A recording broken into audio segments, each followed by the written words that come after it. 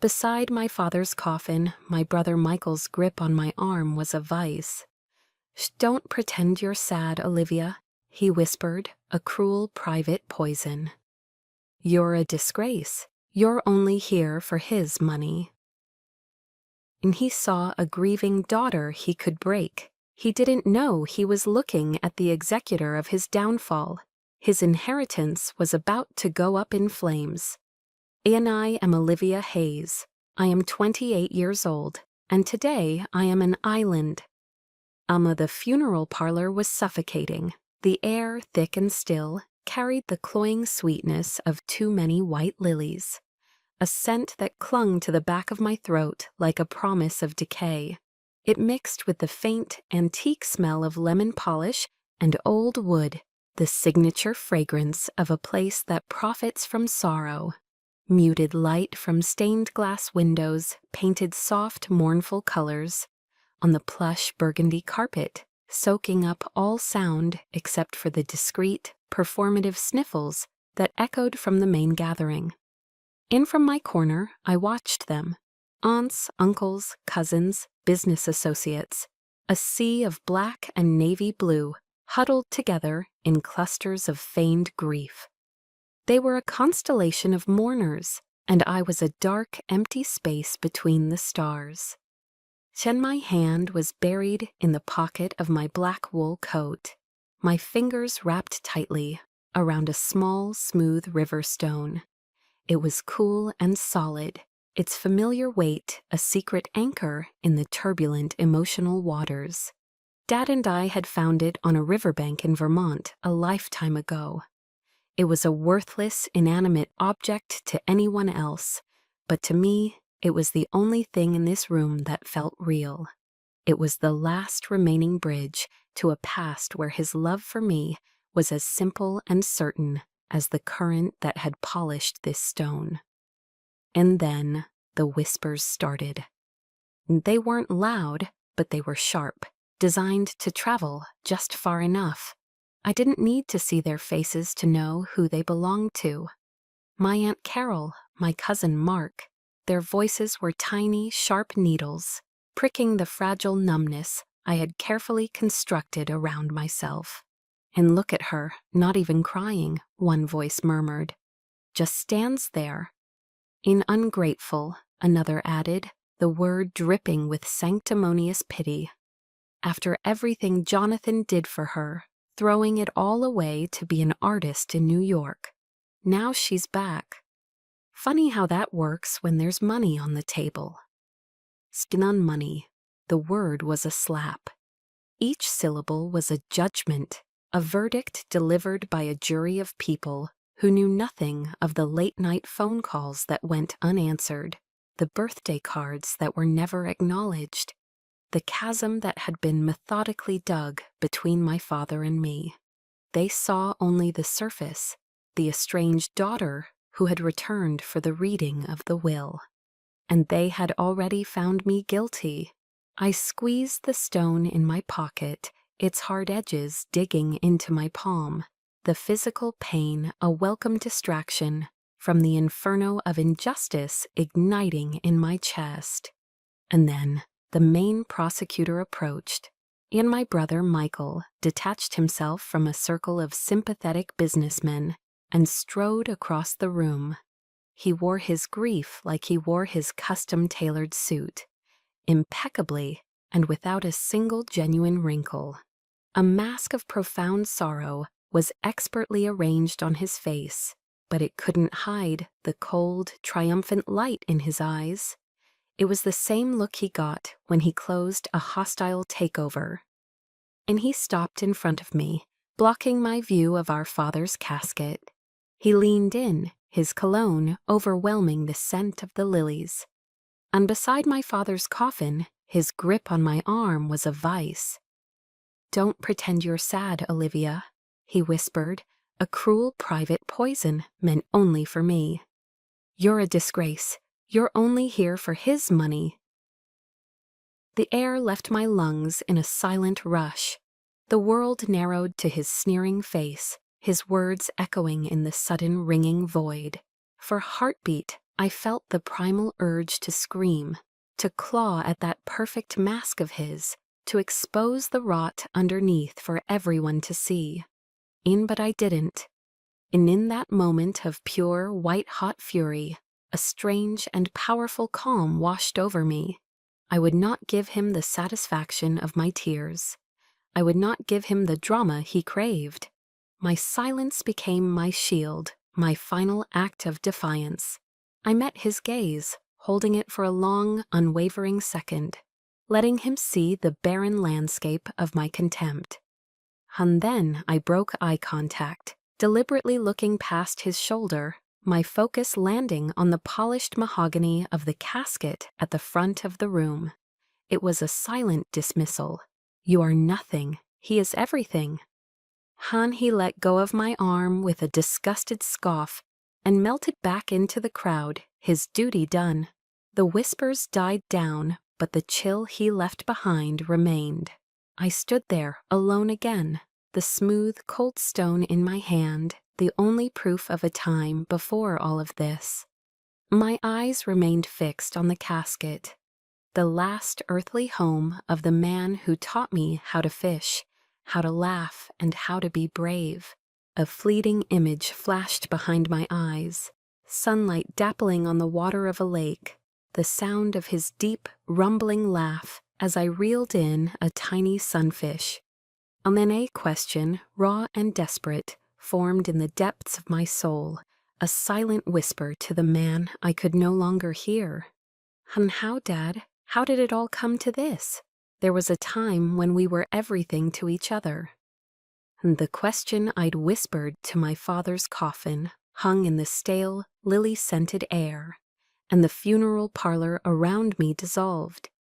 The stiff wool of my coat softened into a worn-out flannel shirt, and the scent of lemon polish was replaced by the rich, earthy smell of damp soil and pine needles after a morning rain. I was a child again, maybe 10 years old, perched on a sun-warmed boulder on the banks of the Connecticut River. And those were our sacred days. My father, Jonathan Hayes, a man who commanded boardrooms and navigated the shark-infested waters of Boston real estate, would shed his corporate armor. He'd trade his Italian leather shoes for scuffed hiking boots and become just Dad. Our sanctuary was the river, and our ritual was fishing. And he'd taught me everything: how to read the subtle ripples on the water's surface, how to tie a clinch knot with fingers numb from the cold, and most importantly, how to be patient. We'd sit for hours in companionable silence, the only sounds being the gentle lapping of the water and the cry of a distant hawk. For me, it wasn't about catching fish. It was about catching these fleeting, perfect moments with him. "Anna, you see, Olivia," he'd say, his voice a low, comforting rumble as he pointed with his fishing rod. "Her business is just like fishing. You have to find the right spot, where the opportunities are. You need the right bait. That's your product, your pitch. And you need patience. You can't force a deal, just like you can't force a fish to bite. You wait, you watch, and you know exactly when to set the hook." I would nod, absorbing his words not as business lessons, but as parables of life. His world of concrete and steel seemed a million miles away, yet he found a way to translate it into our language of rivers and reeds. In those moments, I felt seen. I wasn't just his daughter, I was his confidant, the quiet apprentice to his grand philosophy of life. I was proud to be the keeper of this secret, softer side of him. And Michael was sometimes there, too, but he was never truly present. Even as a boy, he was a creature of a different element. While Dad and I were watching the water, my brother, 2 years my senior, would be skipping stones with a competitive fury, counting how many times they bounced. He wasn't interested in the patient waiting. He wanted results, numbers, things he could measure and boast about. "Shh, Dad, I got 7 skips, a new record," he'd shout, shattering the peaceful quiet. And my father would offer a distracted "Nyerutoing." "That's great, son," before turning his attention back to the subtle twitch of his fishing line. I saw the flicker of disappointment in Michael's eyes then, the beginning of a hunger for an approval he felt was unfairly given to me. He couldn't understand that what Dad and I shared wasn't measured in skips or scores. It was a silent, intuitive connection, a shared rhythm that he simply couldn't hear. He saw my quiet presence beside our father not as love, but as a strategic maneuver he couldn't replicate. And so he began to resent it. In the river of my childhood flowed peacefully for years until we reached the fork. The moment that changed everything didn't happen by the water. It happened in the heart of my father's empire, his cavernous, oak-paneled office on the top floor of the Hayes Properties building in downtown Boston.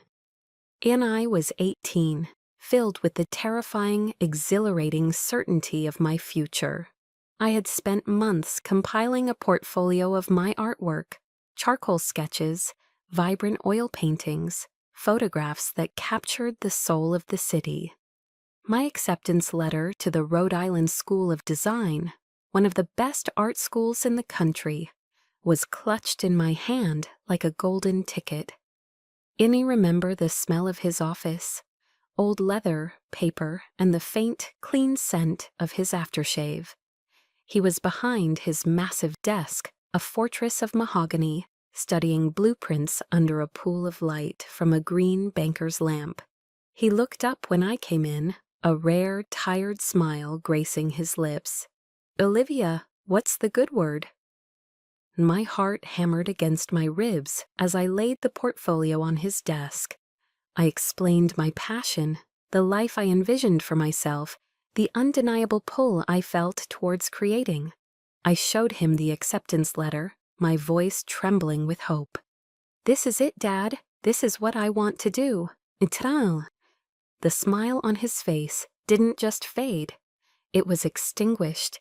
He leaned back in his leather chair, the soft groan of it filling the sudden, heavy silence.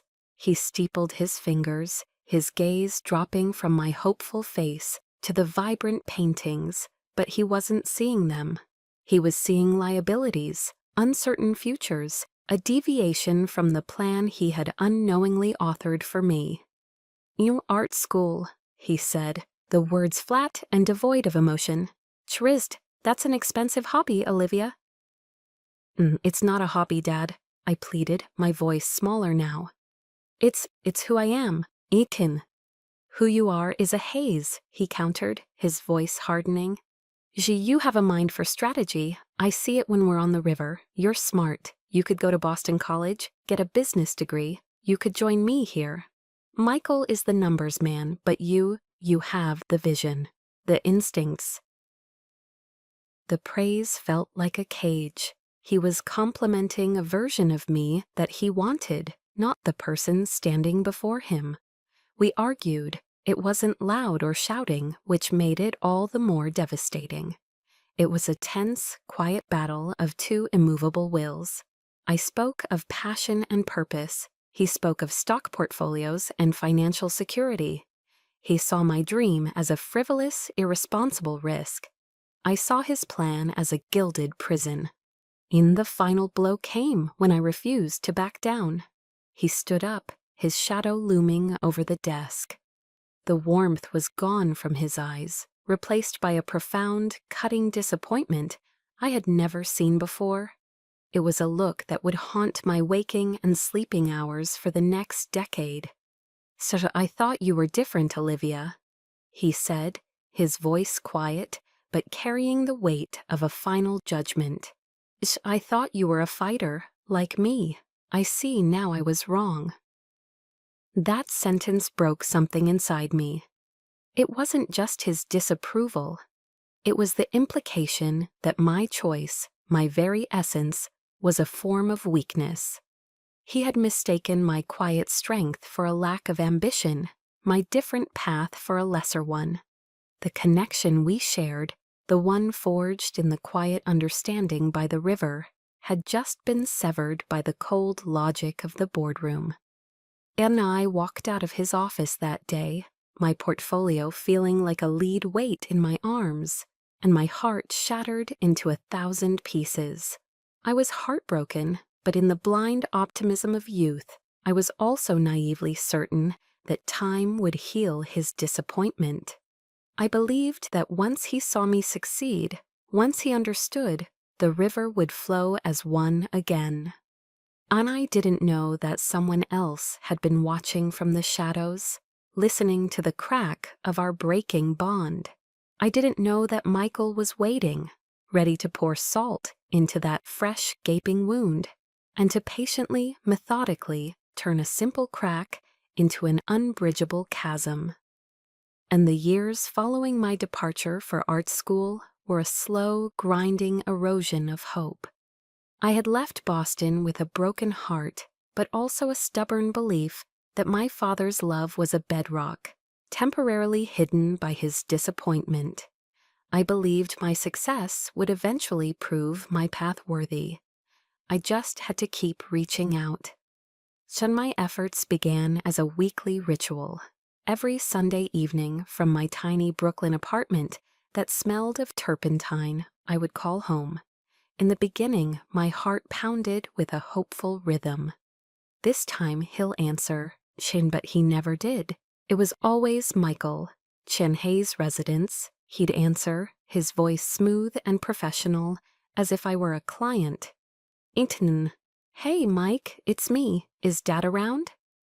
In the excuses were always plausible, always delivered with a tone of sympathetic concern that was maddeningly convincing. Ah, Liv, you just missed him. He's in a big conference call with West Coast investors. Or, he's exhausted, just fell asleep on the couch. I'll tell him you called. In week after week, the wall of polite excuses grew higher. Dad was at a charity dinner. Dad had a headache. Dad was on the golf course. Each excuse was a small, neat brick laid by my brother's careful hands. I didn't see the prison he was building around my father. I only felt the chill of its shadow. The hope in my chest began to fray, replaced by a dull ache of confusion. And my attempts weren't limited to phone calls. I poured my heart into tangible things, desperate to send a piece of my world to him. For his birthday, I spent a month painting a small landscape of the riverbank where we used to fish. I sent it with a long letter, describing my classes, my small triumphs. On silence, not a call, not a text, not even a simple thanks, relayed through Michael. When my first group exhibition was held in a Chelsea gallery, I designed a special invitation myself. I sent it with a handwritten note. Dad, it would mean the world to me if you could see this.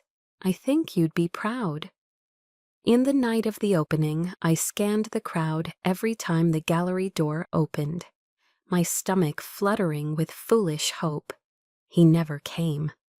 When I next called, Michael's voice was laced with gentle reproach. Oh, Liv, he had that fundraiser for the mayor on his calendar for months. He felt terrible he couldn't make it. Each unanswered gesture was a stone dropped into a bottomless well. I'd hear the initial splash of my effort, followed by an endless, echoing silence. It felt like my love, my work, my very existence was being received and then immediately discarded like junk mail. The question began to fester. Was it Michael's excuses, or was my father actively choosing to ignore me? The final definitive crack in my spirit happened a few years later. I was 25 and had just sold my first major piece. The check was more money than I'd ever seen. My first thought was to drive to Boston to show my father that his hobby could be a career. I wanted to see his surprise and maybe a glimmer of pride. I called Michael to make sure Dad would be home. "That's fantastic news, Liv," he said, his enthusiasm sounding so genuine it hurt. "Yeah, he'll be here. Saturday would be perfect. He'll be so thrilled." The 3-hour drive up I-95 was a blur of giddy anticipation. I imagined the weight of his years of disappointment finally lifting. I pulled into the familiar driveway, my heart soaring. But it was Michael who opened the grand front door. His face was a mask of apology. "In and Olivia, I am so sorry," he said, stepping out to block my way. "You won't believe this. An emergency meeting just came up. Dad had to fly to Chicago this morning. He tried to call you, but you were already on the road. He feels absolutely awful." The hopeful scene in my mind shattered. I stood on the doorstep, the joy draining out of me like air from a punctured lung. "Oh," I managed. Come in," Michael insisted, ushering me into the cavernous, cold living room. The family photos on the mantelpiece seemed to mock me. I sat stiffly on the edge of a silk-upholstered armchair as Michael chattered about the company. I could barely hear him. All I could feel was the vast, crushing emptiness of that house and the finality of my father's absence. This wasn't an accident. This was a message. And after an hour of polite, soul-destroying small talk, I made my excuses and drove the 3 hours back to New York in numb despair, the silence in my car a roaring testament to my failure. And that was the day I stopped trying. That was the day I finally believed the lie Michael had so carefully crafted. My father didn't want to see me. He didn't care about my achievements. The girl he had loved by the river was gone, replaced by a daughter who had disappointed him one too many times. And so I accepted my fate as the discarded daughter. I built a wall around my own heart to protect what was left of it, brick by painful brick. On until one day, a faulty beat in my father's heart became the sledgehammer that would accidentally shatter that wall of lies. And I learned what happened next much later, pieced together from tearful confessions and meticulous legal documents. At the time, I was in New York, living inside the cold reality I had accepted. But in Boston, the sledgehammer was about to fall. It all started with a minor heart attack, a warning shot from my father's own body. And the doctors ordered him to work from home for a month. No stress, no travel. For my father, Jonathan Hayes, a man whose identity was welded to his corner office, this was a prison sentence. Stripped of his command center at Hayes Properties, he was a restless lion pacing a gilded cage. He was cut off from the daily flow of information, the casual conversations, the subtle power plays. For the first time in years, he was outside the fortress of information Michael had built around him. In one rainy Tuesday afternoon, frustrated and bored, he found himself searching for an old zoning file from a project a decade prior. He knew Michael kept copies of older company records in his home office, a room my father rarely entered. He walked into the study, a space dominated by a sleek, modern desk, so different from his own traditional mahogany fortress. And he began opening drawers, his frustration mounting as he sifted through Michael's obsessively organized files. The document wasn't where it should have been. Annoyed, he tried the bottom right drawer. It stuck. He pulled harder, rattling it in its tracks. With a grunt of exertion, he gave it one final forceful tug. The drawer flew open with a sharp crack, its contents spilling onto the floor in a silent, colorful cascade. And it wasn't files that fell out, it was a flood of memories, my memories, a torrent of thick, creamy cardstock, vibrant watercolor paper, and crisp envelopes. My father froze, staring at the pile on the floor as if a ghost had just appeared. He bent down slowly, his hand trembling slightly as he picked up the first item. It was the small painted landscape of our fishing spot on the river, the one I'd sent for his birthday years ago. He turned it over. The long letter I had written was still tucked inside, the envelope sealed. It had never been opened. A cold dread, sharp and unfamiliar, pierced through his frustration.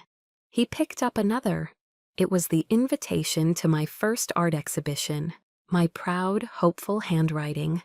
Staring up at him from the card, the envelope was also sealed. He picked up another and another, a birthday card with a sketch of his old fishing hat on the front, a Christmas card with a winter scene of the Boston Public Garden, a postcard from a weekend trip I'd taken to Maine. And all of them sealed, all of them unopened, a museum of my unanswered love, curated and hidden away by his own son. Then for a long moment he didn't move. He simply knelt there on the floor, surrounded by a decade of my intercepted affections. The air in the room grew thin. The polite excuses Michael had fed him over the years began to play back in his mind, but now they sounded different. They were no longer plausible reasons, but brittle, transparent lies. Sinan.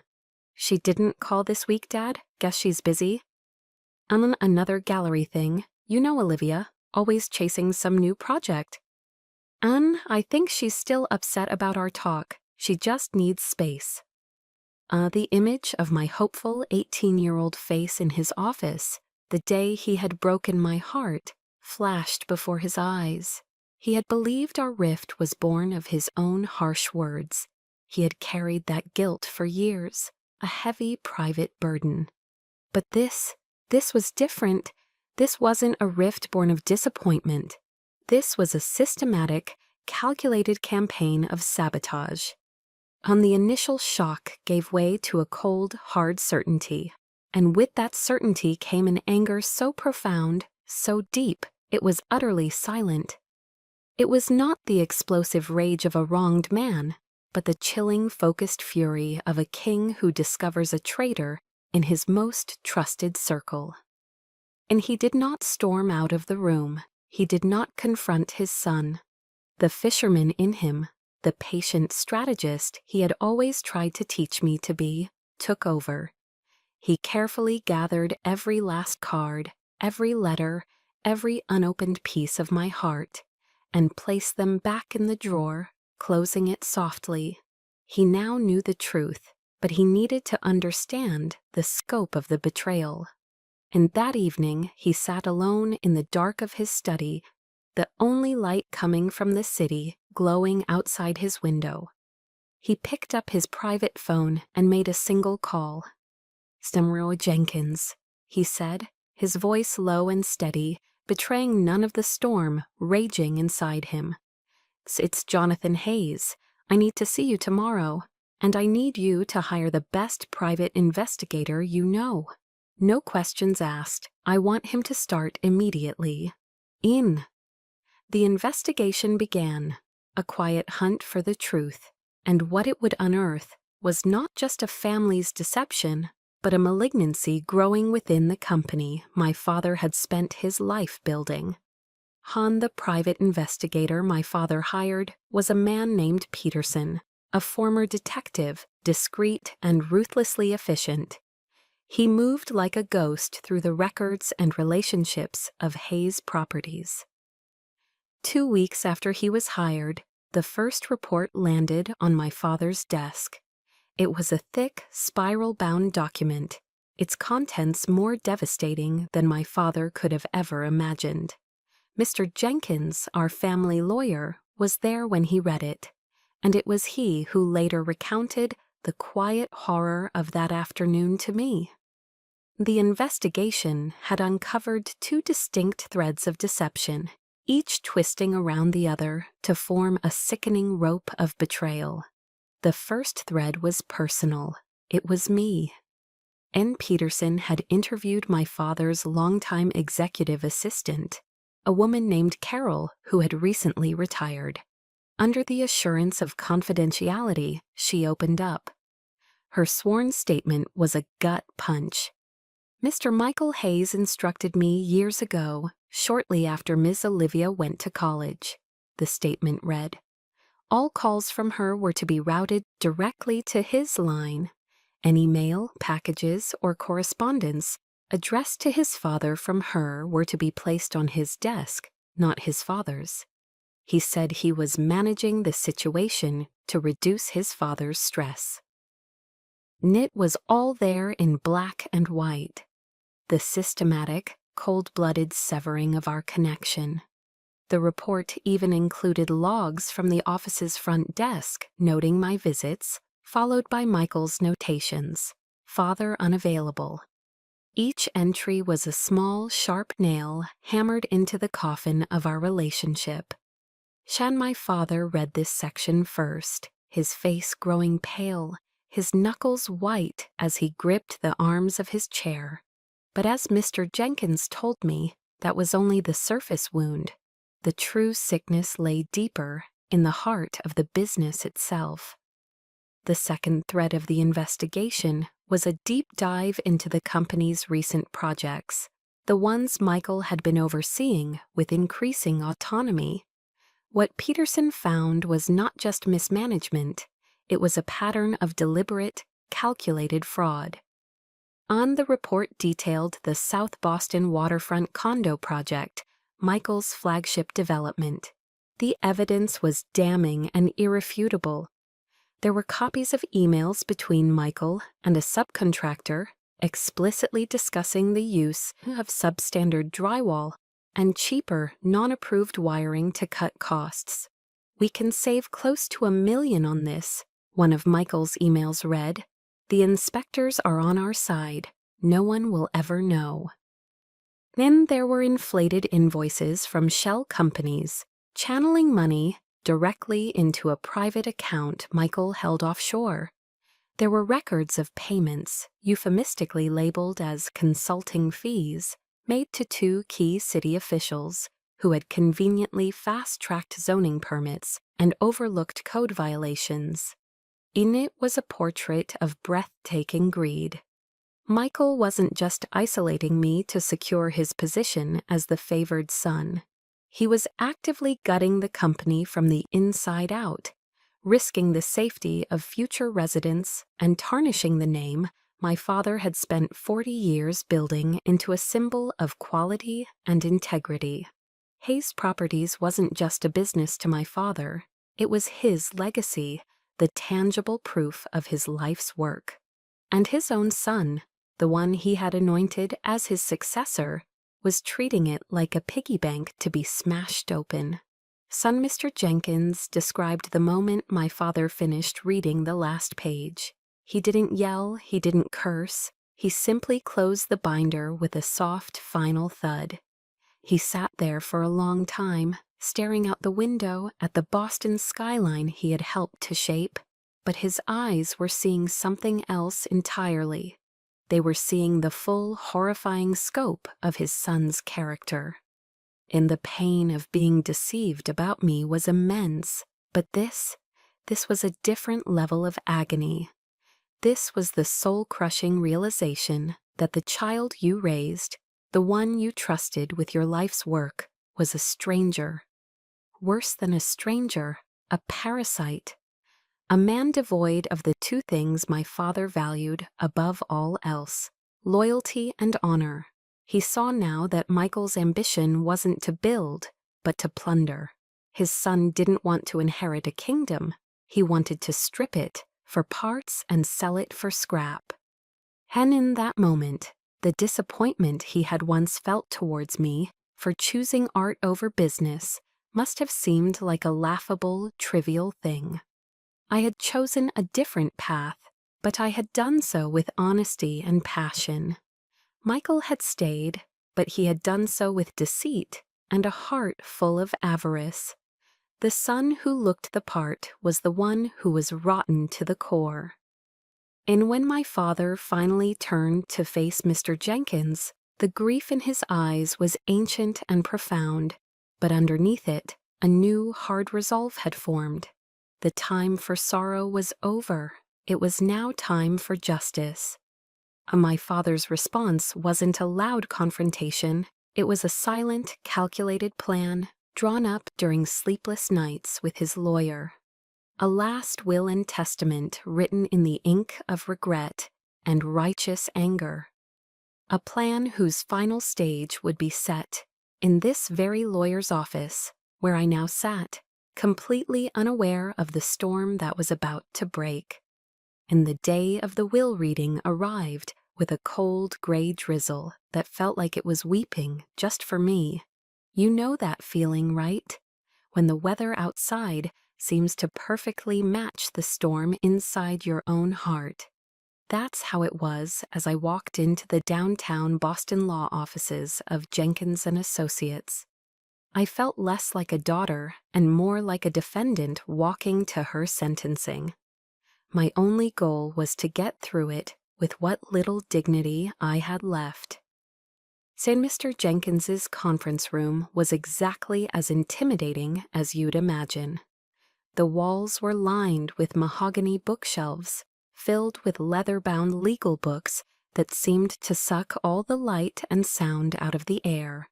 It smelled of old paper, leather, and a faint hint of brewing coffee. A long, polished table dominated the room, its surface reflecting the gloomy yellowed light from the antique lamps. I chose a chair at the far end, trying to make myself as small as possible. One by one, the others filed in. My aunts, my uncles, their spouses. They'd nod at me with that look. Have you ever gotten it? That quick, pitying glance that's really just a thin veneer over judgment. They clustered together at the other end of the table, a united front. And then Michael made his entrance. He wasn't just walking, he was presiding. He strode to the head of the table, the chair that was so obviously meant for the heir apparent, and sat down with this air of absolute confidence. He shot me a brief, triumphant smirk. It was a look that said, "The game is over, I've won." I just stared back, my face a carefully constructed blank. I had already accepted my fate. It was all his. I just wanted it to be over. And the room fell into this heavy, oppressive silence. The only sound was the ticking of a grandfather clock in the corner, each tick echoing the frantic beat of my own heart. And at precisely 10 o'clock, the door opened and Mr. Jenkins entered. He was a man in his late 60s, tall and thin, with a face that seemed incapable of showing any emotion. He placed his worn leather briefcase on the table, and the solid, definitive thud it made was the loudest sound I'd heard all morning. Everyone sat up straighter.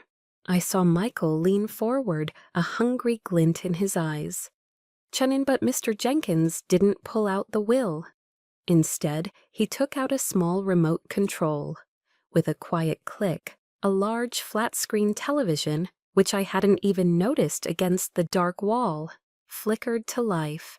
A confused murmur rippled through the room. Michael's smirk faltered, replaced by an annoyed frown. He hated theatrics he couldn't control. And me. I felt this strange sense of calm wash over me. It's what happens, I guess, when you truly believe you have nothing left to lose. Mr. Jenkins stood at the head of the table, commanding the room without raising his voice. He let the silence stretch, his gaze moving slowly from face to face. When his eyes met mine, they seemed to hold for a second too long.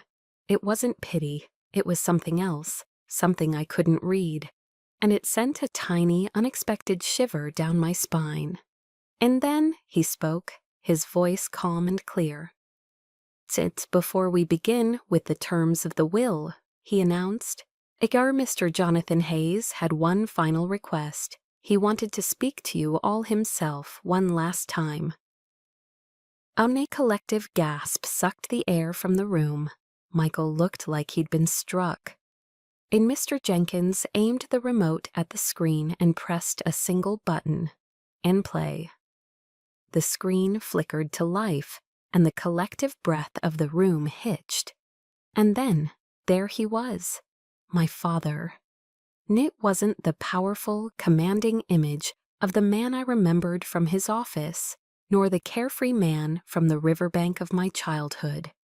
This was a version of him I had never seen. He was sitting in his favorite leather armchair in his home study, the one that caught the afternoon sun. He looked tired, impossibly so. He was thinner, the sharp lines of his face softened by weariness, and the skin under his eyes was bruised with a fatigue that sleep couldn't fix. But his eyes were clear. They were focused, looking directly into the camera lens with a raw, unflinching intensity. It felt like he was looking right at me, right through the screen and across the chasm of time and death. And the room was utterly, profoundly silent.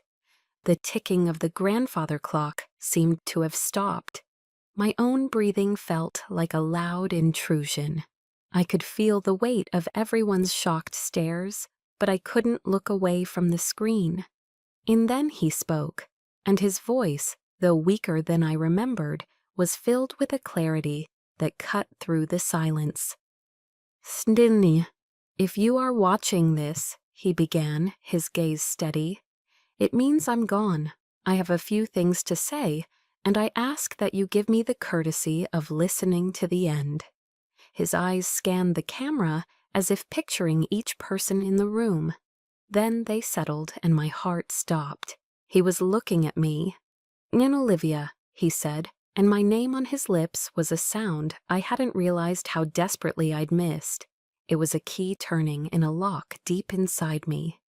"My daughter, most of what I have to say is for you." And I felt a tremor start in my hands.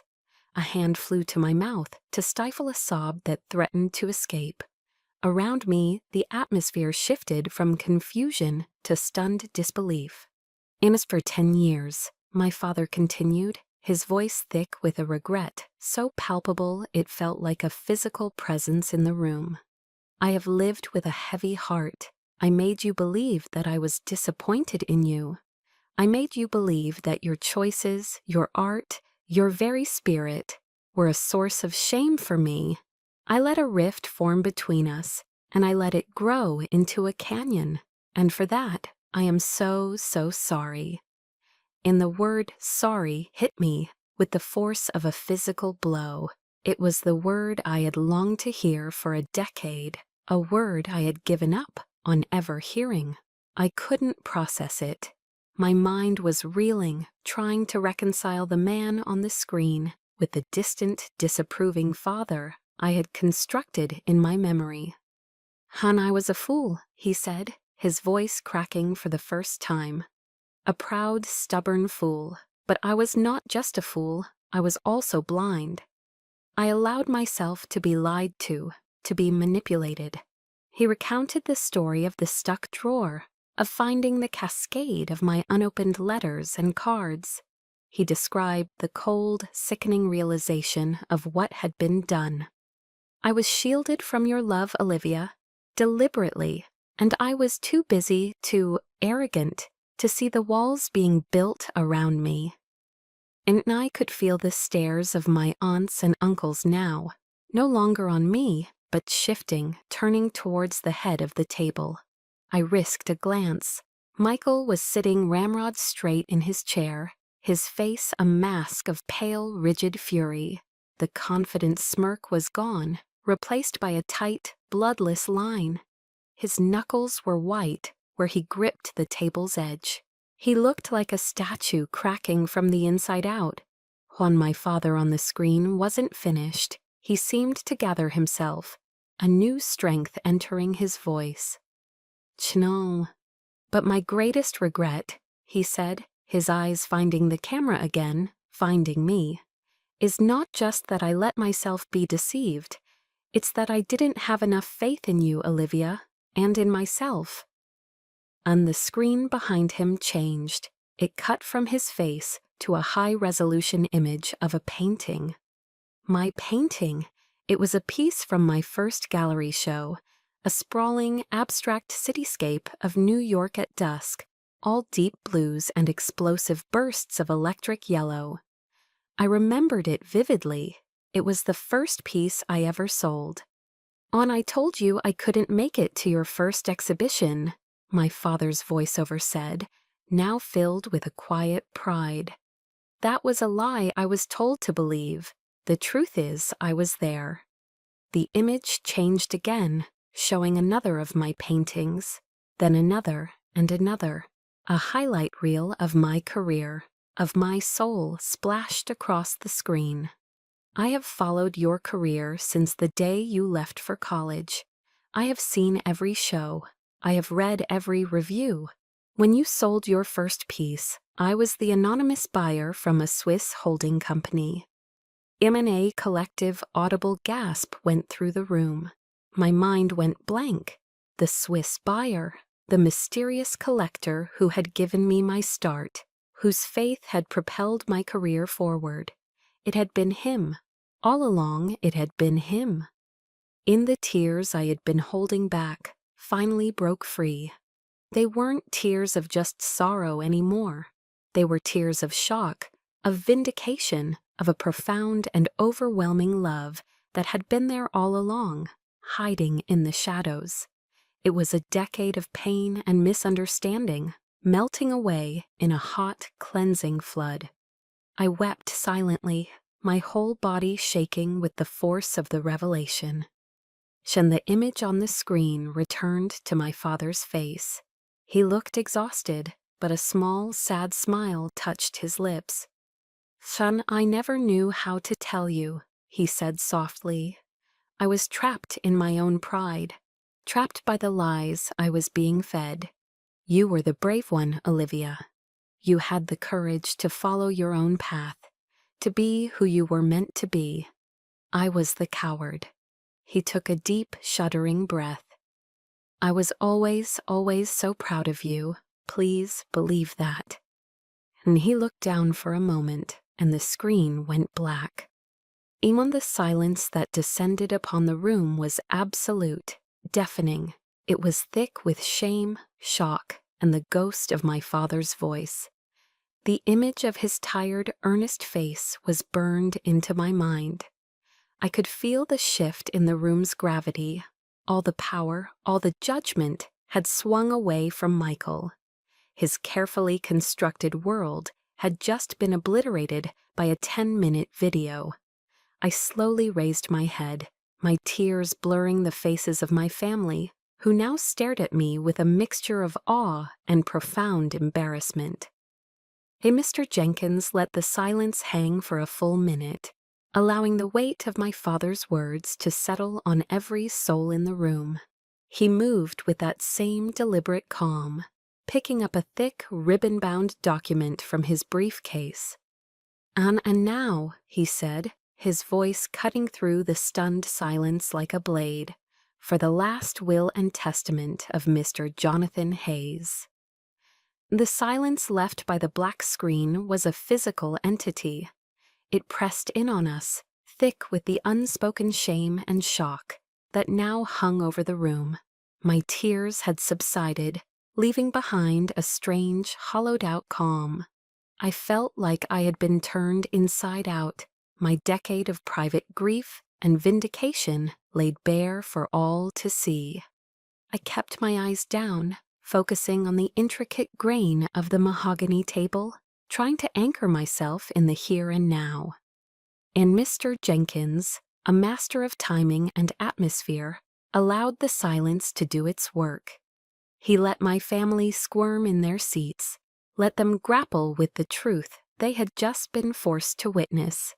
Finally, with the tension stretched to its breaking point, he cleared his throat.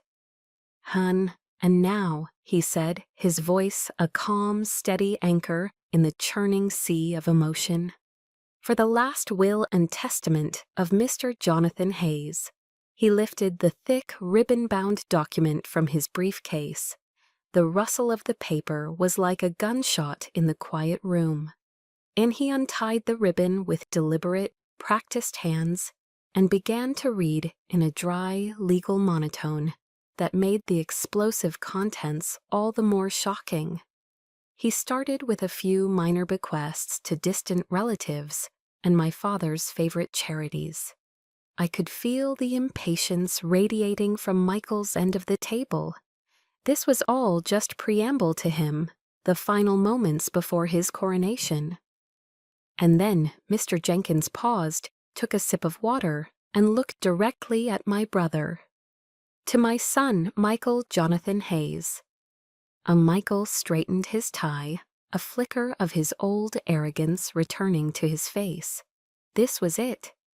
When I leave the sum of $500,000, Mr. Jenkins read, his voice flat, and the amount hung in the air, so shockingly small, in the context of the Hayes fortune that for a moment nobody reacted.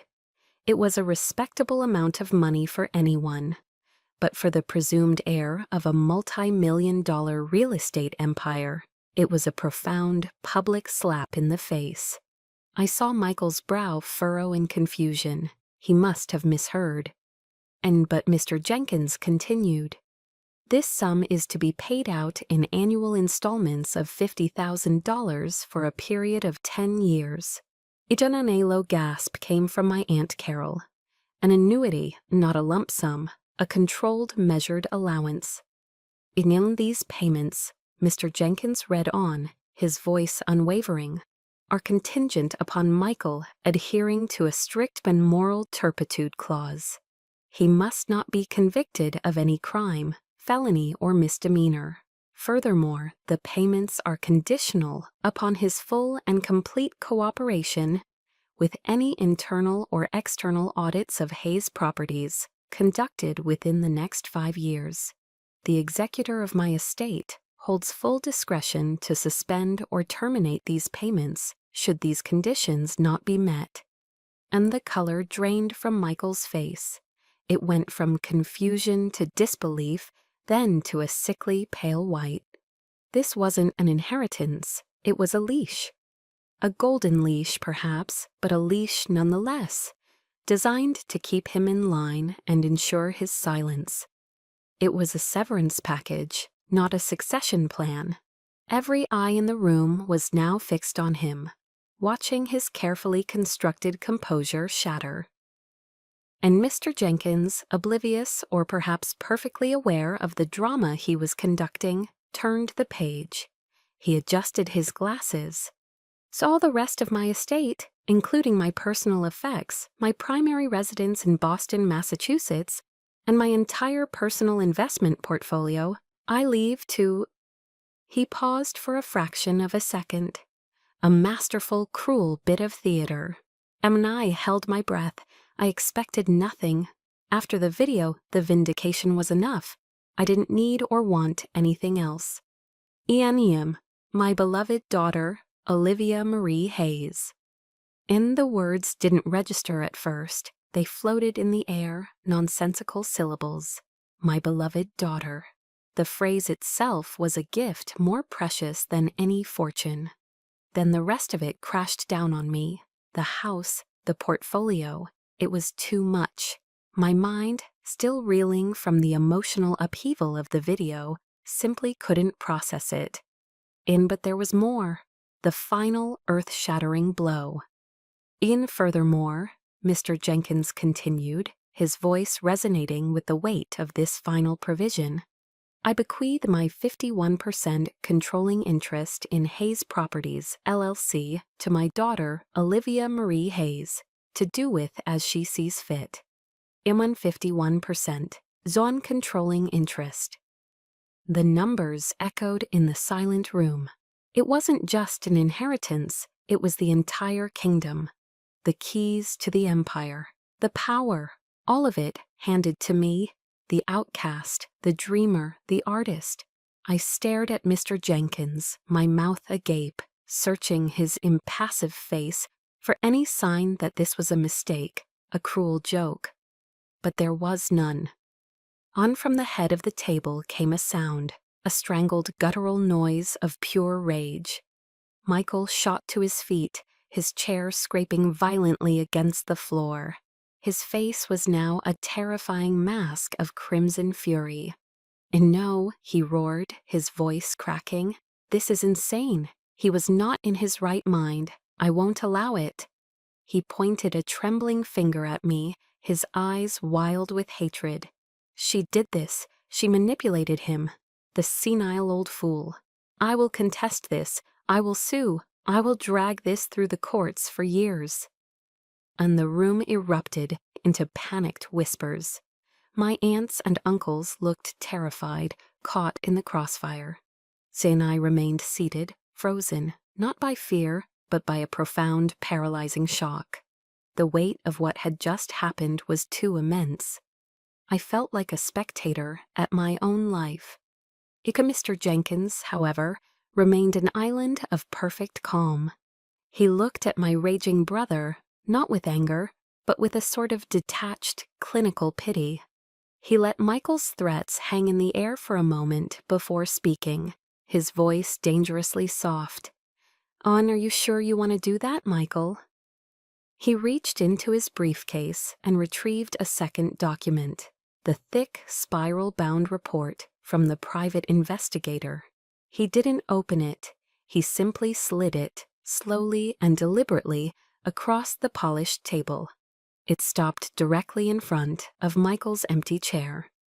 "In this," Mr. Jenkins said, his voice dropping to a near whisper, yet carrying to every corner of the room, "is a copy of the investigator's report. It details, among other things, wire fraud, conspiracy, and bribery of public officials. It contains sworn testimony about the deliberate interception of your father's mail. It is, in short, a roadmap to a federal indictment." Annie paused, letting the words sink in. "If you choose to contest the will, this document becomes evidence. It will be made public during discovery. Your business partners, the district attorney, the IRS, they will all be very interested to read it." He looked Michael dead in the eye.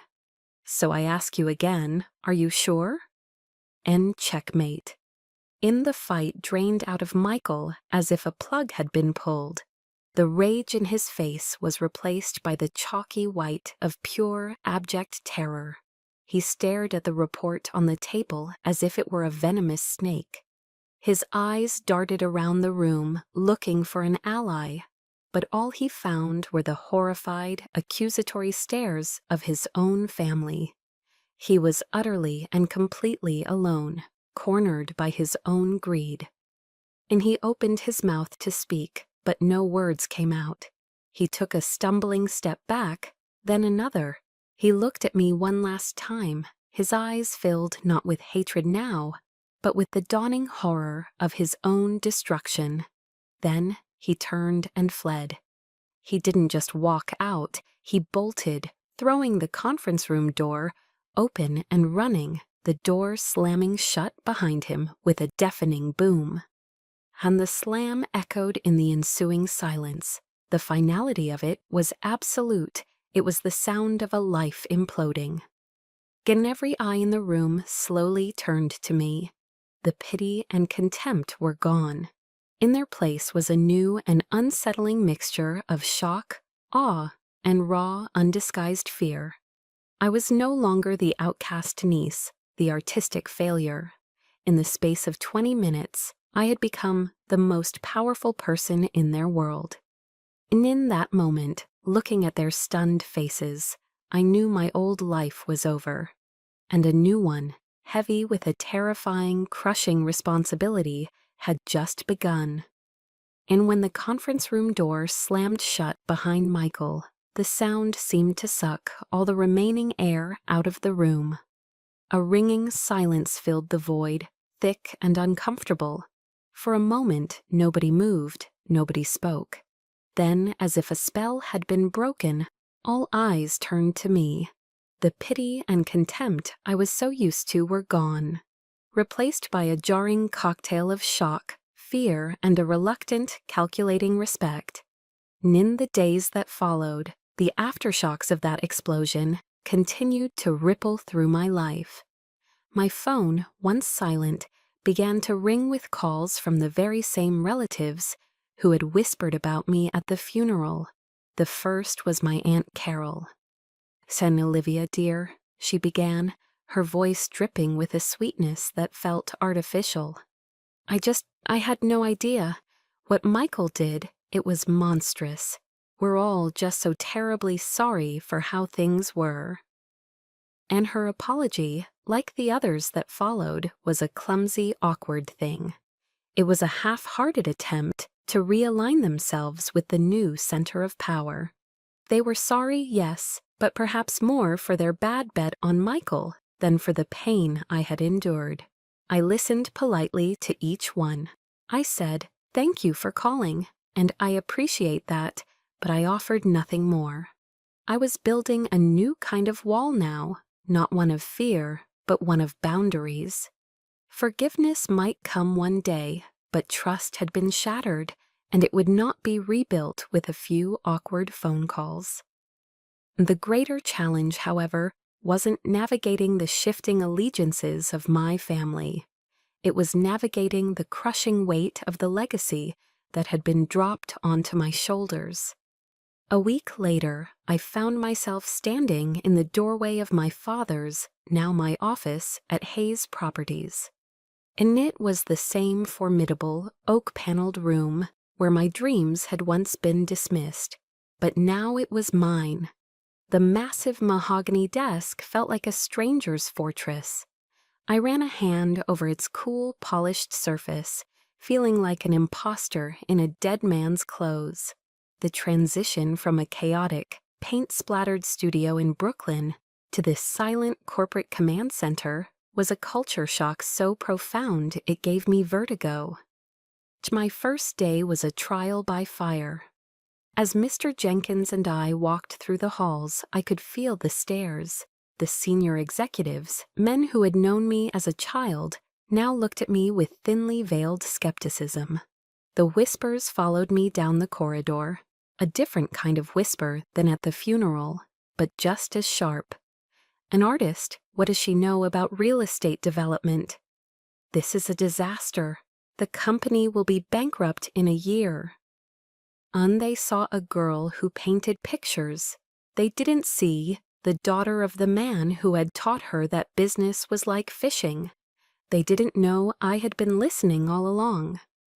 Since the first real test came that afternoon, the board of directors held an emergency meeting, and I was sitting in my father's chair at the head of the table.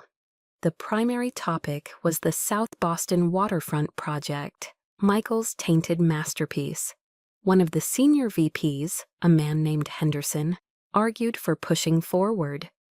"And we've already sunk millions into it," he said, his tone placating, as if explaining a simple concept to a child. "Yes, Michael cut some corners, but we can fix the major issues quietly, get the buildings to code, and still turn a significant profit. Halting the project now would be a financial catastrophe." He was appealing to logic, to the bottom line. The old Michael would have agreed.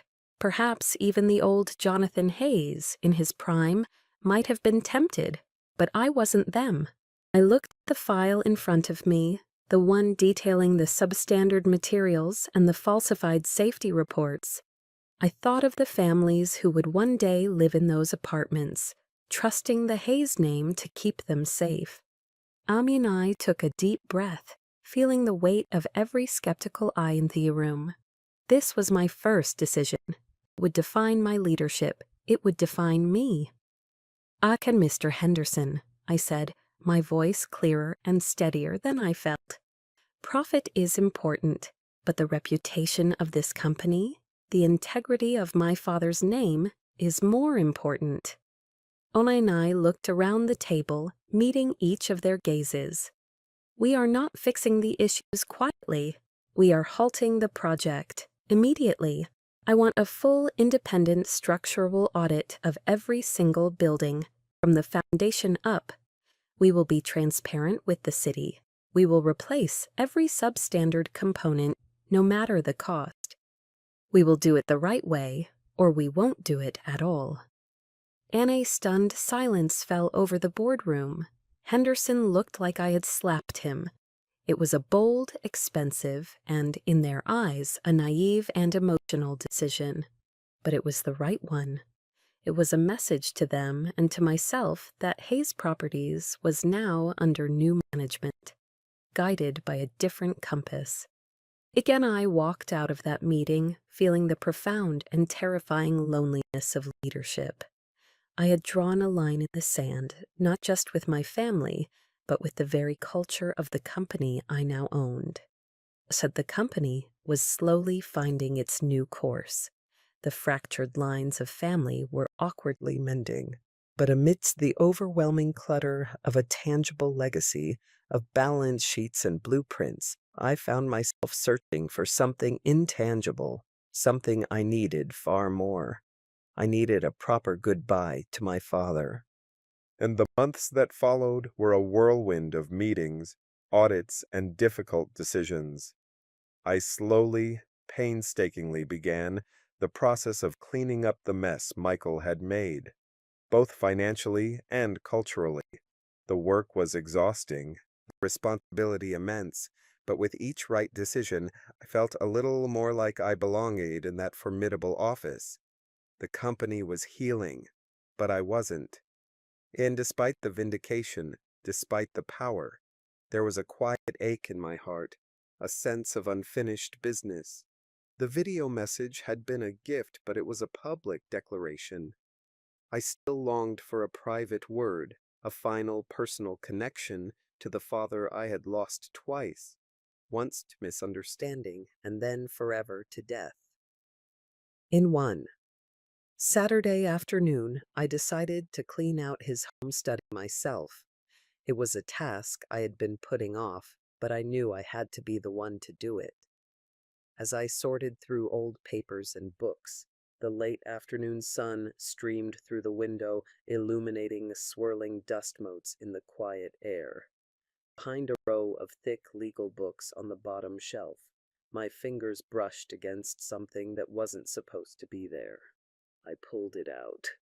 In it was a simple, leather-bound journal, worn at the edges, my father's. My heart began to pound. With trembling hands, I sat in his armchair and opened it. The early entries were about business, fishing trips, and frustrations with city politics. But as I flipped toward the end, his familiar, strong handwriting became a little less steady. And the subject changed. It became all about me. And he wrote about the day he found my letters, the shame and rage that had consumed him. He wrote about hiring the investigator, wrote the sickening discoveries of Michael's deceit. He confessed his own pride and stubbornness, his deep regret for ever letting me believe he was disappointed. And she has more courage in her little finger than Michael has in his whole body. One entry read, "She chose a path of passion, not of greed. How could I have been so blind?" Ere I read on, my vision blurring with tears. He wrote about secretly buying my paintings, describing the joy and pride he felt seeing his daughter's soul captured on canvas. He had built a real estate empire, but he had found more beauty in a single brushstroke of mine. And then I reached the final entry. The date was 2 days before he died. Ticked in. "The lawyers have finalized the changes," he wrote. "The plan is in motion, but it's not enough. Will can deliver justice, but it can't deliver love. Next week, I'm going to New York. I'm going to show up at Olivia's studios. I have to see her. I have to tell my little girl that I love her more than anything in this world." A sob tore from my throat, raw and absolute. He was coming for me. After all those years of silence and again, he was finally the coming for me. He had died trying to bridge the chasm between us. I hugged the journal to my chest and cried. But for the first time, they were not tears of sorrow or anger. They were tears of healing, of a final peaceful release. I had my goodbye. And in that moment, I understood my father's true legacy. It wasn't the company or the money. It was his final desperate act to ensure that a heart full of integrity, not a pocket full of greed, would prevail. A year later, I stood in a bright, sunlit gallery in downtown Boston. The walls were covered with vibrant, hopeful paintings from young, emerging artists. This was the first exhibition sponsored by the newly established Jonathan Hayes Foundation, a nonprofit I had created using a portion of my inheritance to support arts education for talented kids who couldn't afford it. And a young woman, no older than I was, when I'd first confronted my father, approached me, her eyes shining. "Ms. Hayes," she said, her voice filled with emotion. I just wanted to thank you. This grant, it changed my life." And I looked from her grateful face to her painting on the wall. A bold, colorful piece, pulsating with life and courage. I saw my own past in her, and my father's future. His legacy wasn't in steel and glass. It was here, in the dreams he was now helping to build. And I smiled, a genuine, peaceful smile that reached my eyes. "You're welcome," I said. "My father would have loved it." And my father's true legacy wasn't a company. It was the love and integrity he passed on. And just like him, each of us has a legacy we are building right now. And if Olivia's journey from heartbreak to healing moved you, please hit that like button so we know these stories matter. Share this video with one person in your life who needs a reminder of their own strength. And now, we want to hear from you. Comment below and tell us, what is one piece of your own legacy you're proud of? And finally, don't forget to subscribe and hit the notification bell so you never miss a story about resilience, justice, and the power of the human spirit. Again,